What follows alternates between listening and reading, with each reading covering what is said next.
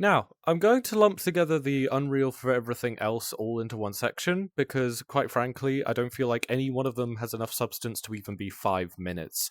So let's go into Content Draw and let's go to the environment. I've already talked about the exponential height fog in the train-specific video. But I'm going to speak mostly of materials, how I've laid them out, how everything is connected, and so on. So if I go into... Let's start with grass, because I feel like grass is the most simple. Grass is just this. It's one-sided, and it does absolutely nothing. And so if you go here, and into textures, and into grass textures, you can see how I've laid out all of the different pieces, the so on and so forth. And I can't really read what I'm looking at here. Yeah, two-sided. If you tick two-sided, it makes it so the one-sided planes display on both sides. So even when I get down really close to these like pieces of grass, you can still see that they're like displaying on both sides. That's the only interesting thing about the grass. If I go to houses, house 2-story textures, go to here, it's laid out in literally the exact same way, other than the fact that it isn't two-sided. I haven't hooked up the normal. Why haven't I hooked up the normal? It also doesn't look like I've hooked up this correctly. The red goes down to the ambient occlusion, the green goes to the roughness, the blue goes to the metallic, I think. And then they should be looking a little bit better. I think they are. This is... Why are the houses blue? I swear I got their new tech... Did it not... It didn't save the new version of the textures. I made new versions of these textures, so I got... Okay, well, I guess I'm showing you my import process now. Thanks, various Unreal things, for not syncing properly.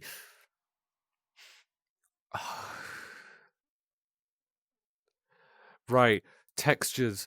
Go to the House 1-story v2. Let's just open up the content drawer. I am so annoyed. I am so annoyed you would not believe. Right. New folder. V1. Enter. Get all of these. Put it into V1. Move. Then it's new folder. V2. We go into V2, we get the files that we had, we bring them in, we open this up, create a new material, we call it V2 house 2-story.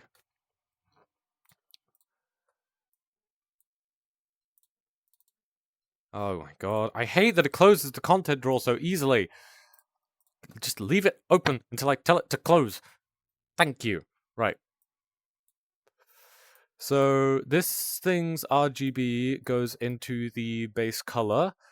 This goes into the normal. And this goes into red down to ambient occlusion, green to roughness, blue to metallic. Apply. And then we go to the houses. We open the content drawer. We drag and drop these new textures on, and it looks like they're broken. Why does it look like they're broken?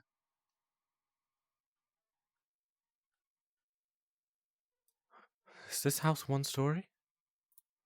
This is house 1-story. Okay. Right. So we go into textures, we go into here, we make a new folder, we call it I can't type. V1. We get these four rather, we move them into there. We create a new folder, we call it V2. We bring this, we open this up, we go to here, We select these. We move these to V2. Yes. And once we go to V2, we can like select these houses and just drag and drop and drag and drop and drag and drop. And that, ladies and gentlemen, is what happens when you apply the wrong texture to the wrong material. So then we go to house 2-story V2, we select all of these, we bring them out into the content drawer. They closes the content drawer for no reason. I make a new material, I call it V2 house 2-story. I get all of these files. I have to open this up and it closes the content drawer again, but despite me not telling it to do so. I plug this thing's RGB into the base color. I move this unintentionally. I move this and plug this into the RGB. The R goes into the ambient occlusion. The G goes into the roughness. The B goes into the metallic. And then you hit apply, and it's 217. And then you open up the content drawer and you drag the new textures onto the houses, and it makes so much more sense when it actually fits. Cool. So that's how you import. That's how I've imported stuff into Unreal. That's the different textures being laid out in the editor, and that's essentially what I've done with each and every single one. I can prove it by going into the track. I think I've done it right here. No, I have not. Red down to ambient occlusion. No. Red down to ambient occlusion. Green to rough. No. Green to roughness. Blue to metallic. Yeah, that looks about right. And plug this into the normal. And then you hit apply. And theoretically, the track should be more tracky. I think it is. It's hard to tell. The lighting and stuff make it difficult. So yeah, that's the track layout. Right, how I've added stuff. Foliage. Foliage. That's it. You go into foliage mode. You can see, oh, there's 20k grass, that, and that. You tick these two. I'm going to demonstrate by going over this mountain over here.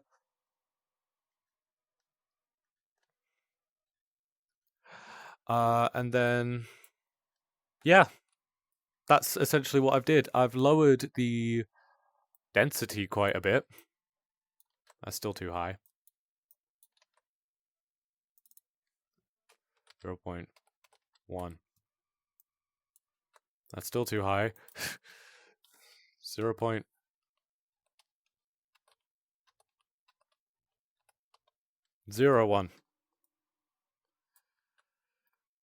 Yeah, that's essentially what I've done for each of these different things. Like, you can see the trees and stuff. And when it came to the grass, I just upped the density all the way. And then it still doesn't... Right. You don't want to select the grass. Go away! You want to untick the trees and tick the grass, and then it places the grass like it should. Yeah. And that works. I'll be honest, I can't remember how I did the master material. The master material is what's making this so it's green where the grass is and brown where the trees are and grey where the rocks are. I can't remember how I did that. And I don't really have time to talk about that, even if I did. I've talked about the level blueprints. I've talked about all that stuff. I think that's everything. I've now just got to move on to final reflection. Cool.